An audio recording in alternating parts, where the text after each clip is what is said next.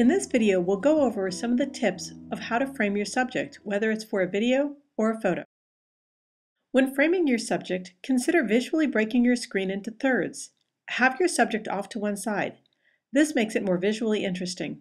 In other words, don't bullseye your subject. If you're doing an interview, there will be a clear space in the lower third to put 2 to 3 lines to identify your speaker.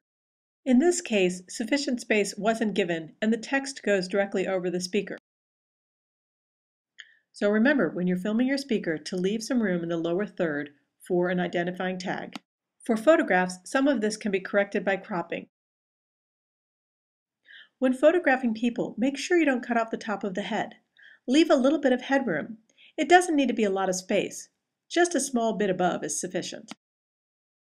If you take a photo and the top of the head is missing, you can't put that back on. However, if you have more headroom than desired, you can always crop the picture later.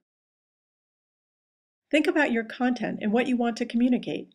If you want to give a sense of place, then do a wider shot to show the scene. If you're closer to your subject, this will be more personal.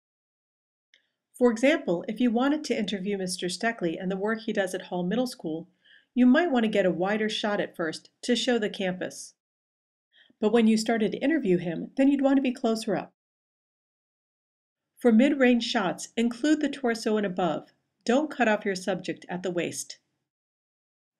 Taking pictures of your subject doing something add interest by creating a sense of action and are more engaging for your audience. Do you need to communicate a feeling? The camera can help you do that. If you shoot your subject from above, the audience may experience the subject as smaller, childlike, or less important. When the camera is at eye level, it conveys a sense of being equal. If you shoot your subject from below, they may appear larger and more important. Varying the angle will also add interest to your presentation. When taking photographs, take the image from a few different angles and see which effect you like the best. Consider the lighting. Is it natural or fluorescent? Work to have your subject equally lit.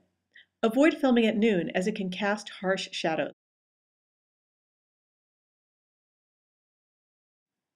Vary the distance and angle of your shots. When framing, have a variety of wide shots, mid-range shots, and close-up images.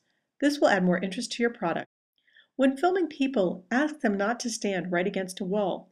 You want to have them distinguished from the background. It can be frustrating to think that you have great footage or an image, only to discover that the tree in the background looks like it's sprouting from the speaker's head. So be aware of the background. If you need to ask the speaker to move, do so, or reframe your subject so that poles and other objects don't look like they're emerging from the speaker's body. Look at the following sets of images. What do you think? Compare and contrast the photos.